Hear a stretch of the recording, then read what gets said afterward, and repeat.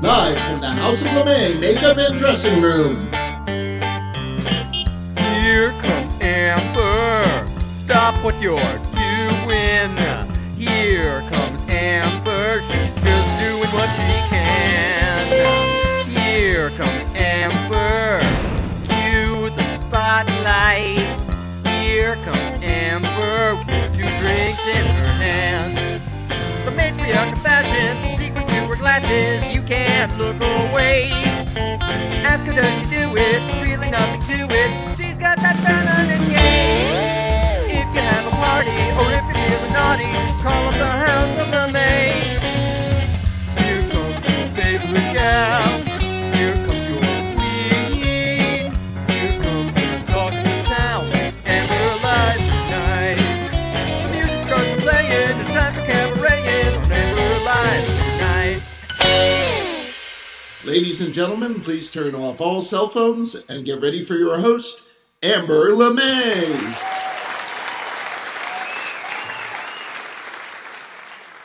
How about Jared Mills, a pastor of the Clinton Flats Church in Mahoning County, Ohio, was found guilty of attempted unlawful sexual conduct with a minor, importuning or soliciting of an adolescent, possessing criminal tools, and displaying matter harmful to juveniles.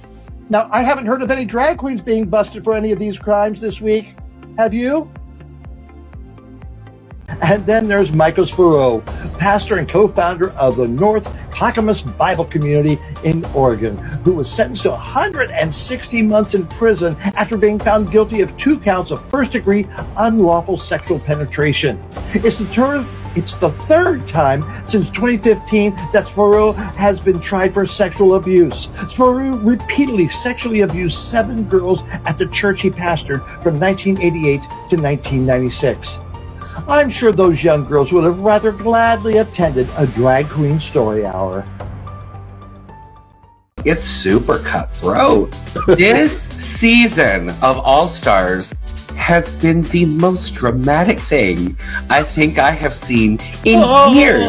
So, who's your favorite? Who's left of All-Stars 8? And who do you think's going to be there in the finals?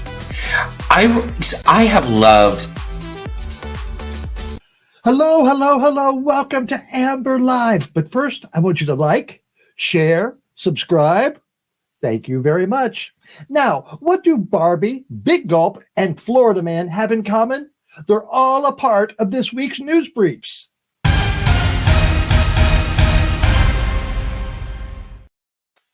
One of the millions waiting to see the anticipated blockbuster movie of the summer, Barbie, the movie, don't plan on seeing it in Vietnam. Authorities in Vietnam have banned commercial screenings of the film because it contains a scene that depicts a map with the 9-dash line, a representation of China's territorial claims in the South China Sea, which Vietnam says violates its sovereignty.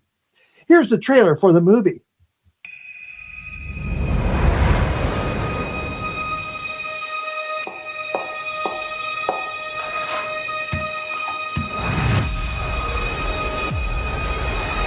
Hi, Barbie. Hi, Ken. Hi, Barbie. Hi, Barbie. Hi, Barbie. Hi, Barbie. Hi, Barbie. Hi, Barbie. Hi, Ken. Hi, Ken. With the radio blast and goes cruising just as fast as she can now. I thought I might stay over tonight. Why? Because we're girlfriend-boyfriend. To do what? I'm actually not sure.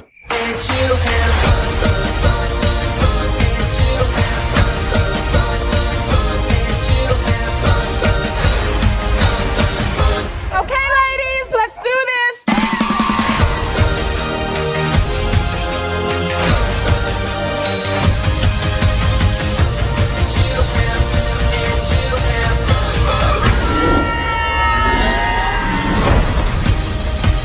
What are you doing here? I'm coming with you. Did you bring your rollerblades? I literally go nowhere without them. Oh, looks like this beach was a little too much beach for you, Ken. If I wasn't severely injured, I would beach you off right now, Ken. I'll beach off with you any day, Ken. Anyone who wants to beach him off has to beach me off first. I will beach both of you off at the same time. Beach both of us off? Nobody's gonna beach anyone off.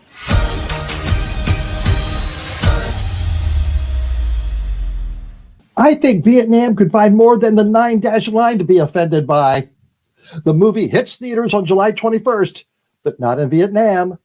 Last week, we told you about Tristan Statina, who was arrested in Minnesota for attacking restaurant patrons with Skittles. Yes, I said Skittles. This week, meet Miles Taz Jenkins from, you guessed it, Florida, where he was arrested this week for striking a female customer with a large cup of lemonade. A big gulp lemonade, to be exact.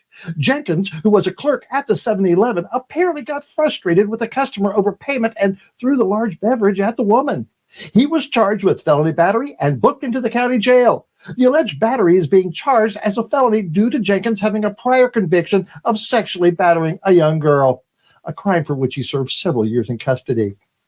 Skittles? Big gulp? It's a good thing these morons aren't smart enough to purchase readily available firearms. And while we're in Florida, what comes to mind when you think of Florida Man beer? Yep, it's a real thing. So who do you think would drink such a beer? Seth Thomas would.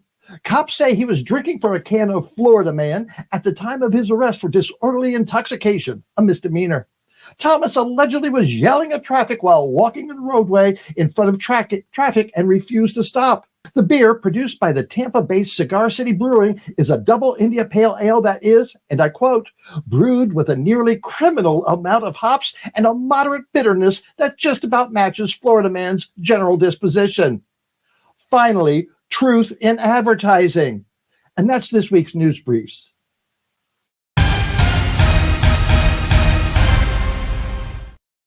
Russell, come on in. Hey, Amber, how are you? Oh, I'm doing fine, but two things I'm not going to do this summer. One, go see the Barbie movie, and two, drink Florida Man beer. Well, I mean, the Barbie movie, I do have to ask, and I don't want to answer, have you ever been in a group beach off?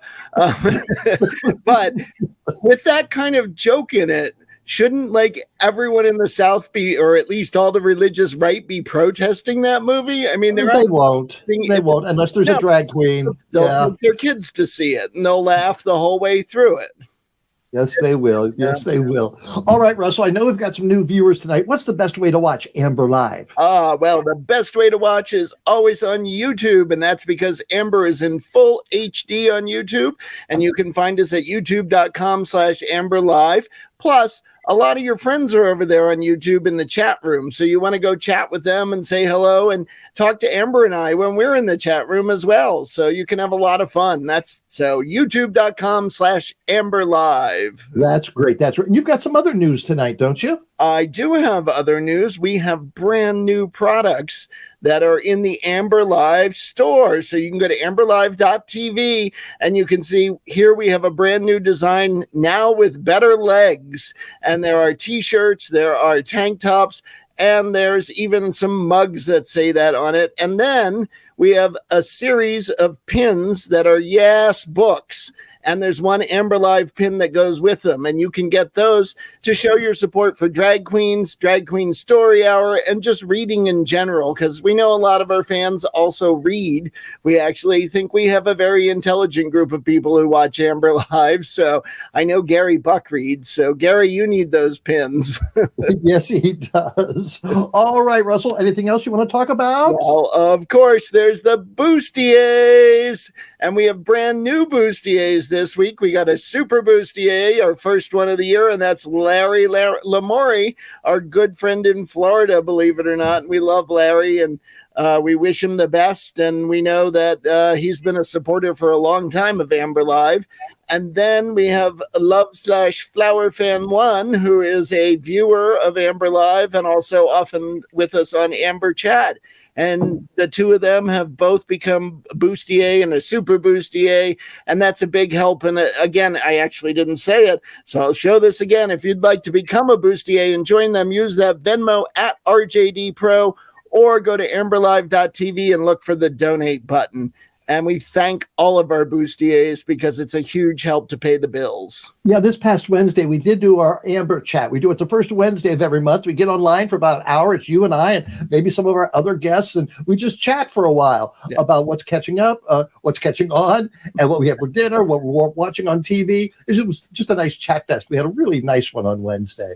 We did. It was a lot of fun and a lot of laughs. Yes, we do. We do like to laugh. That's for sure. All right, Russell, tell us what's on this week's show. Oh my goodness. Do we have some great guests? We have the incredible award-winning attorney, podcaster, Mormon, and professional wrestler, Josh Edlow. He's the man who does it all. And his podcast is all about meeting new people and hearing about their point of view and their way of life.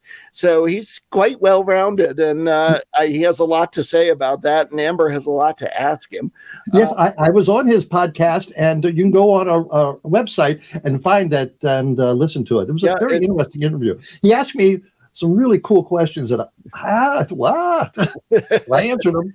Amber had to think. And then we have returning to the show, Juicy Garland, who is one of our favorite drag queens out there, of course. And Juicy does Drag Queen Story Hour up in Massachusetts near the border of New Hampshire and also in New Hampshire. And her Drag Queen Story Hour in New Hampshire has gotten some bad folks to show up. Last time she was on, the Proud Boys had showed up, and they were sort of standing out in the street or on the sidewalk, and they were protesting, but they weren't too bad. And this time some scary things happened. Yeah. But she stood her ground and kept her audience safe, and they made it through it and had a lot of fun. So make sure you stick around to hear what happened, because it's quite the story. And we have a video of the Proud Boys to show too. Yes, we do. Plus, so we have Altar-Cations. We've got Rocco. We've got Boog and Shug. A pretty good show tonight. So let's get started. Let's go. Josh, hello there. Hey, how you doing, Amber? Good to see you. It's good seeing you. As I said earlier, I was on your podcast earlier. So tell me about your podcast, how you got started and why you got started. Yeah, so I noticed I have a very diverse group of friends, and that may be just because I have a very diverse life. I'm an attorney. I'm a member of the Church of Jesus Christ of Latter-day Saints, so I'm Mormon, but I also like hard rock music, and I wrestle professionally, and I in the arts, and I got 4 kids. So I have all these groups of people in different areas that don't really talk to each other. And there's such an echo chamber on social media and stuff like that. I thought, well, why don't I just start interviewing these people and from different walks of life, and hopefully all my friends will listen to it, and hopefully we'll all realize that we're all just, having a very real human experience. When did you start? I am about 8 or 9 months ago, actually. Yeah. And how many episodes? 45. That's pretty prolific. That's very good. Yeah, and I've actually been really surprised at the response. I mean, I didn't expect to have people like, Amber LeMay coming on, or I had Sean Kanan from Cobra Kai come on, and a guy from the Mighty Ducks, directors, and I've had politicians, and I didn't expect all that. I just thought I'd be interviewing my friends, and I actually worried. I was like, am I going to have guests? What happens if I run out of my list? And I'm not going to run out of guests, that's for sure. I think we can thank COVID for that, because people found out that they don't have to travel to New York or other places to be interviewed, that they can do it from their kitchen in their underwear. And so they don't mind spending 20 minutes, a half hour, an hour talking with you, because there's really no effort to them. And so I think we as podcasters benefit from that. Oh, absolutely. And if anybody was ever interested in coming on my podcast, just so you know, I never ask if you're wearing pants or not. So that's great. So how does being a Mormon affect your interviewing style? I don't think it does. I think it not necessarily my interviewing style. I do think it affects my life experience, which affects the questions I ask and the curiosities I have. I like, for example, I've had that was part of the reason why, candidly, I wanted to have a podcast in the first place. Is the Mormon religion is a very high demand religion, and because of that, it consumes so much of your life that a lot of members of the church tend to just kind of group together and be friends with each other. And also I think that there is a fear of asking hard questions to people of different backgrounds and diversities. Like, for example, some Mormons may be afraid to ask you the questions they want to ask because of your status in the LGBTQ community. So I just figured, well, I'll come on and I'll just ask the questions for them that I think that a Mormon person would want to know about somebody that they've never met before. So in that way, it affects my interview style. What is the stance of the Mormon Church to the LGBTQ community? Well, right now the LGBTQ community, it's evolved quite a bit since the Prop 8 situation back in 2008 and 9. Right now, the stance is one of trying to build bridges. Especially in Utah, they've supported a number of bills in Utah that that allow for greater access to housing and education and things of that nature. But there is still kind of a push-pull in the church just because of the doctrines that they have with regard to traditional family values. And but I think that those withstanding, there has been a lot of outreach. Not to say there hasn't been some difficulties in the process. Now, my theater friends would be amiss if I did not ask you, have you seen the Book of Mormon? I haven't. I've heard a lot of good things, and I have been curious because I know the Parker brothers and South Park is pretty funny, and I've heard I've heard it's very funny. I am concerned, though. One thing that I think about when I think about the Book of Mormon play is I do know it is a kind of a satire on some of my closely held religious beliefs, and I question. I go, if somebody had done this about the Muslim faith or Islam or Judaism, would it be as well received? I don't think it would. But that being said, the church itself has actually taken a pretty good stance on it. I mean, I know when it comes around my area here in Sacramento, they always take out ads in the program, and they have missionaries sitting outside with copies and say, you've heard that, seen the play, now read the book, and and so the church has got a kind of a humorous stance on it. Yeah. What type of law do you practice? I specialize in plaintiffs, personal injury, and wrongful death. Oh, do you have one of those commercials? Have you been hurt? No, you'll never see me on a billboard or on a commercial or anything like that. Everything I get is strictly word of mouth. It comes from former clients, judges, doctors, people in the community. I tend to stay away from that because there is a negative connotation to that, and I got to be honest, to some of those guys, it's well deserved.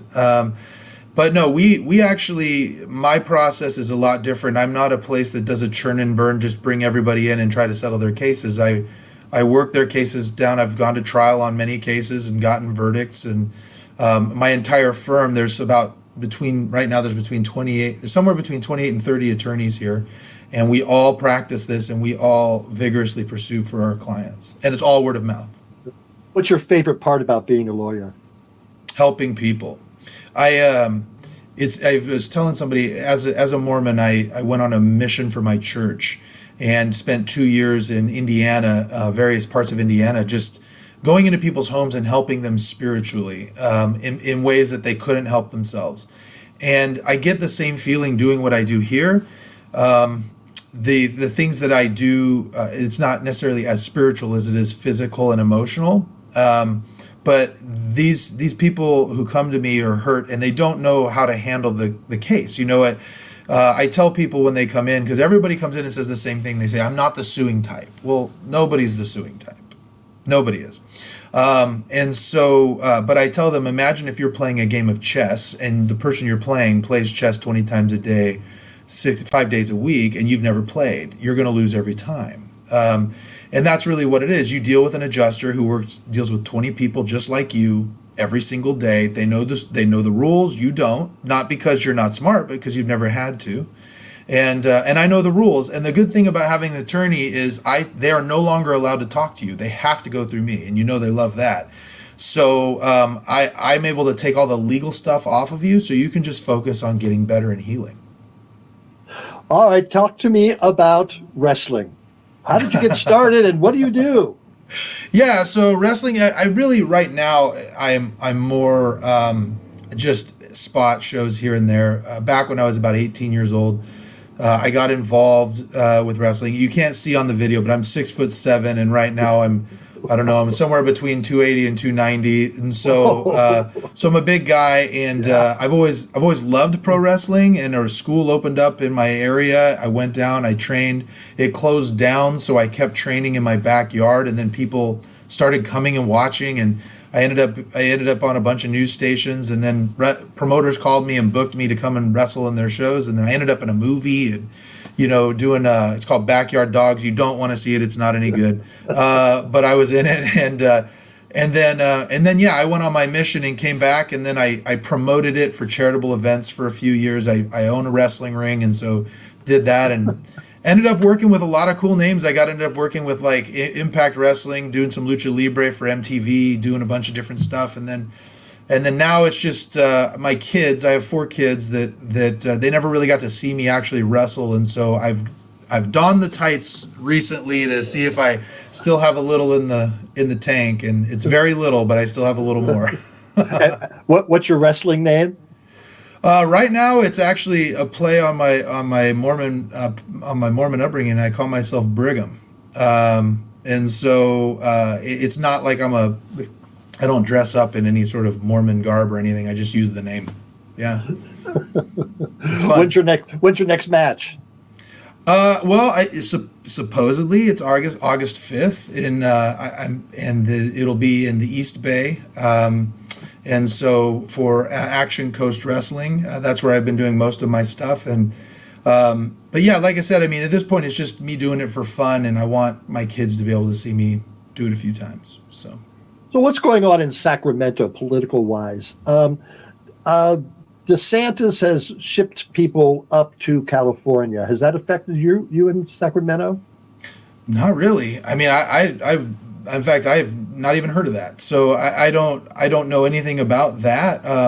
Sacramento is very political. It is the capital, so a lot of stuff goes on here. We also are very diverse here. It's a strange. Northern California is very strange. It's not like people who aren't from California think it's like L.A. and San Francisco, and most of it is not. Where I'm at, I live in Folsom, which is part of Sacramento County, but just up the road from me, about 15 minutes up the freeway, it was El Dorado County who was trying to move to separate from the state. And Placer County is the same way. So there's a lot of, like, Sacramento County is fairly liberal, and then Placer County and El Dorado County are very conservative, and up north it continues to be that way. But again, I think that's a good diversity. You hear from both sides. It's very staunch on both sides. They're both very vocal. And I think it's good for my kids. They get to hear both sides and come to their own conclusions, as long as they're not, I hope that the free exchange of ideas continues, so that way, we can have conversations like we had on my podcast about just what it was like to live as someone in the LGBT community and as a drag queen. So that's right. Are you political at all? Yeah, I'm very interested in politics. I'm not particularly active in any causes. I'm a member of the Consumer Advocates of California as part of what I do here, which tends to support a lot of Democratic candidates, and those candidates tend to support our cause as trial advocates here in California.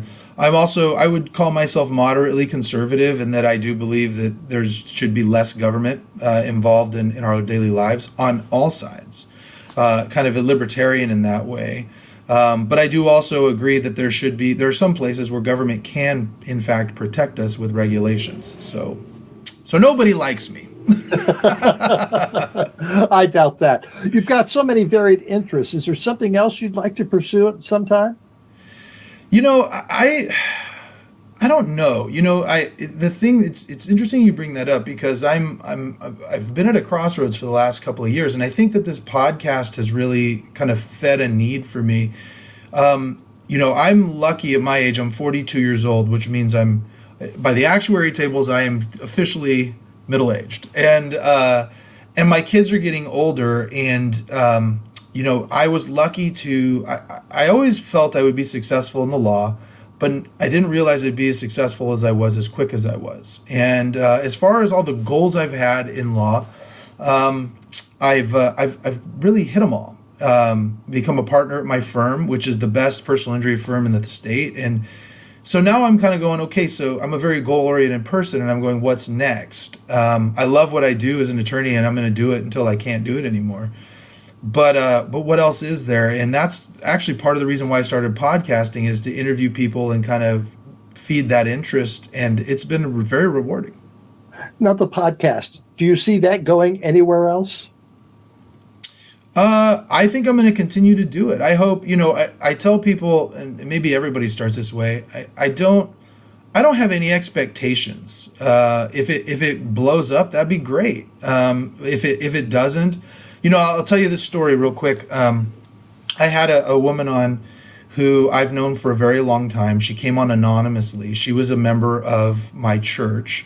I knew her in my early 20s, and we reconnected just a few years ago. And she confided in me that she had left the church, and her husband had become polyamorous. She told me her story, and I really felt like I wanted to put that story out there, because a lot of her family didn't know about it. None of her friends knew. I mean, she told me that I was the only person she'd told. So she agreed to come on anonymously. And it was a 3-hour interview, and asking her about her journey, her faith journey, and how the polyamorous lifestyle fed into that.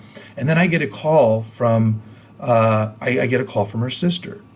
And she goes, I know she came on anonymously, but I know that's my sister's voice. And I said, well, I can't tell you, who it is. And she started out very, I can't believe she would say this and that. And I was able to tell her, I said, hey, listen, I just want to let you know, this is not a story that's novel. I've heard this a number of times. And perhaps if you listen to the podcast and listen to what she went through, you might actually be able to have, you maybe seek to understand a little bit. You might understand a little bit about your sister. And she confided in me that a few years before that, her and her sister, who were very close, kind of started separating. And anyway, later on down the road, after she heard the interview, she sent me a message and said, I've called my sister, and we've set up a time, and we're going to talk. And I said, you know what, if nothing else ever comes out of this podcast, if they have that conversation and it brings them back together, the whole thing was worth it. So. Well, Josh, you have a wonderful way of talking to people, making them very comfortable. You ask good questions. You bring things out of people. It's a fascinating podcast, and I recommend people to check it out. Thank you so much for joining us here on Amber Live. Absolutely, and you were an amazing guest, and you really informed me and my listeners on something that they probably wouldn't have learned otherwise. So I really appreciate what you're doing too. Thank you very much, Josh. We'll talk soon. All right, we'll see you. Thank you, Josh. We'll talk again. And now it's time for Altar-Cations.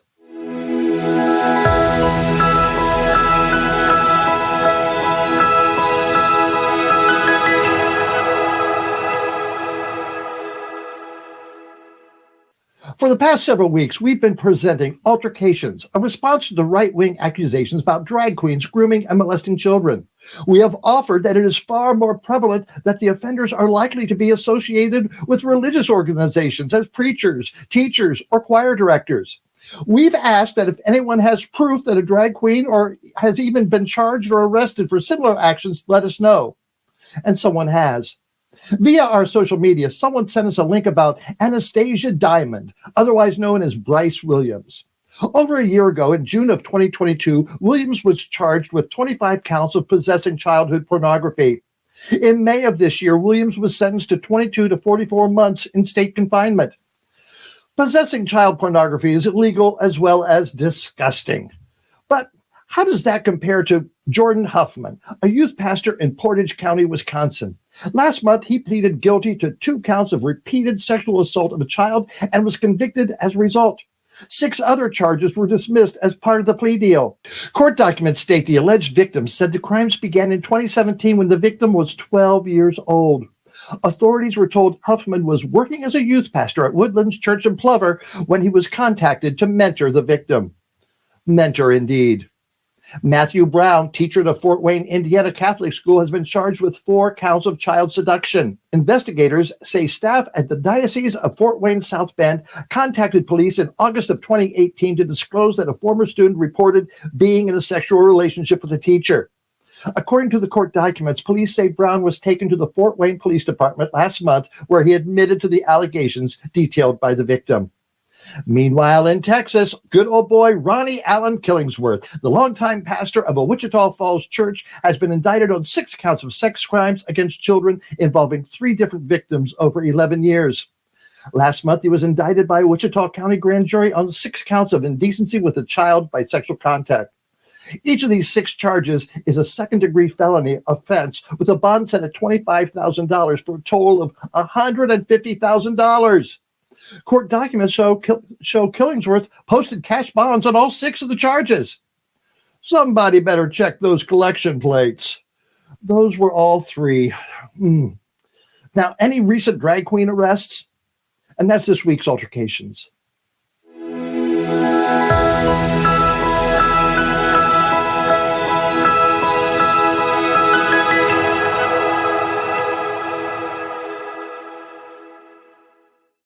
Hey! Oh, there you are. I was going to invite you, but you're already there. We have so much more to come tonight. Oh, my goodness. We still have the Juicy Garland. We've got Rocco. We've got Bug and Shug. It's just still going on, so don't leave yet. There's a lot of fun. I do want to remind people about our brand new products at the AmberLive.tv store. Just go in. You can find the shop easily, and there are all these great new products to go check out. And one more shout out for the Bustiers. Thank you to Larry and our Flower Fan for becoming new Bustiers. And you can join the Bustiers by using that Venmo at RJD Pro or go to AmberLive.tv and look for the donate button. So that's all right. Going on. Let's talk with Juicy Garland. 6 months ago, we had Juicy Garland on the show to talk about an incident that happened at one of her drag story hours. Well, it's happened again, and we want to talk to her about it. Juicy, come on in. Thank you for having me. Oh, Juicy, you know, I love talking to you, but I don't like talking to you under these conditions. So tell us what happened 2 weeks ago. Yes. So I was back at Teetotaler for another story hour. I showed up at about 10 o'clock with my face on, but my clothes... well, not off, but in my street clothes. And I get ready the rest of the way there. They put up a privacy screen for me, and I went downstairs fully ready to check out the space, to set up my books. It was Father's Day, so our theme was family. And there was actually a new family who had showed up, an adult family, this older woman with her 2 adult kids. They had actually just moved to New Hampshire from the Bay Area. The younger son was actually just matriculating to Dartmouth College to study genetics.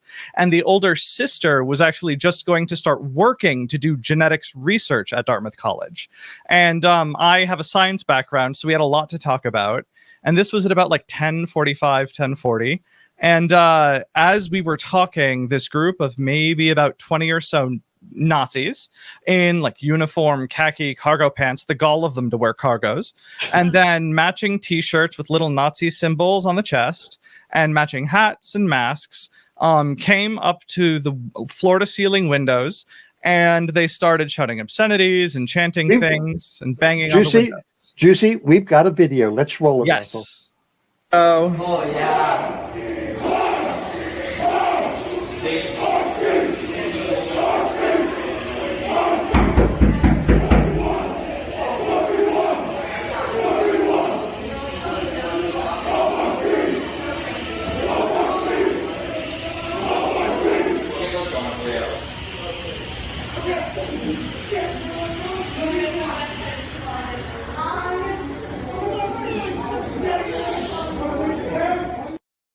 Yeah. What were they shouting? I couldn't understand that. Get off our streets was what they were shouting then. Yeah, so obviously that was where I was sitting, and the family of 3 sort of booked it to the front of the cafe the second they came, because obviously they were uncomfortable. Yeah. As soon as they started to Zeek-Heil with their little hand signals, I wanted to capture that moment to make sure that other people could see. We had protesters, as you well know, before, back in November and since, but those folks were quieter, less obstructive, and frankly lazy. Those folks we could handle and weren't so worried about. And there's a group of local folks who help us out called the Peacekeepers, who were doing other Pride events that day, so they weren't around to help. And unannounced, these guys showed up and were considerably more dangerous. Yeah. Luckily, the police did show up a little bit after that. Immediately after I took that video, I met with the manager of the cafe, who's a wonderful guy, smart guy. We assessed the situation to make sure we could keep the kids, particularly, and the families safe. And we realized we could. We modified the event to put them in a different part of the cafe, away from the windows, so we could make sure the kids could be comfortable and the parents could feel at ease. We checked with the parents who were at that point showing up, and they still wanted to participate. Yeah. So we carried on with the event. I was basically a decoy in that space, made sure to keep the attention of the Nazis until the police came. The police did, and then moved them to the street side walkway. Once they were away from the windows, I went upstairs and I held the event still. I was able to get through the 8 or 9 books that I chose. I had curated them to really tell stories to kids about kids' experiences with family. I had Heather Has Two Mommy is a classic, right? That's what I started with. It was a little joke to myself.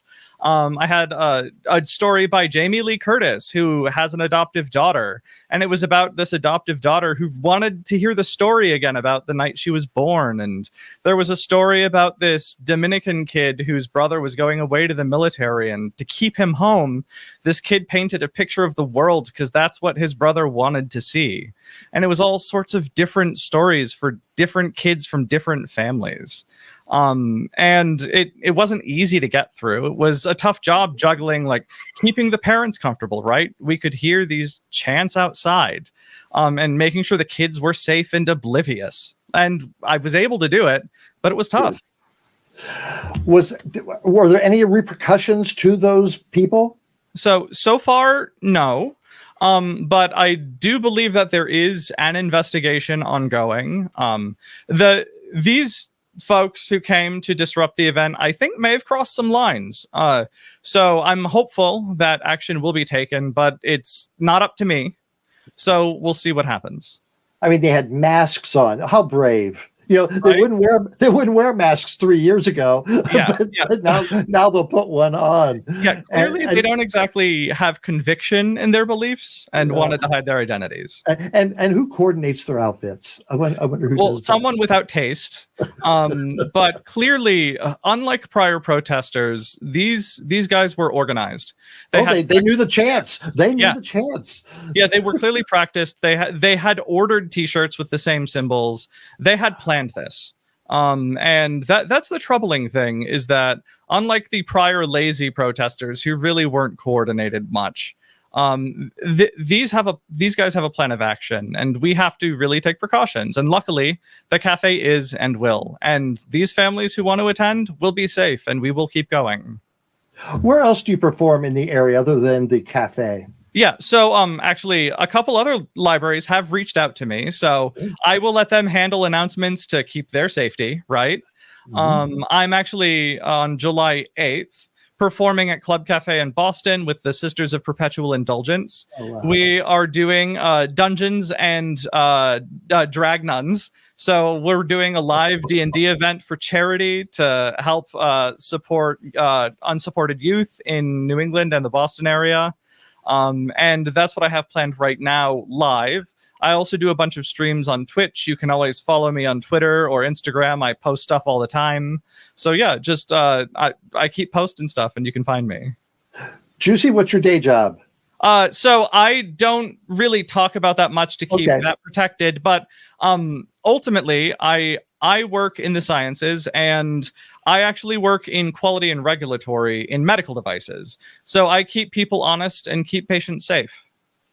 Well, thank you for all you do during the day and during the night as well. Thank you, Juicy, for coming back to talk to us. Absolutely.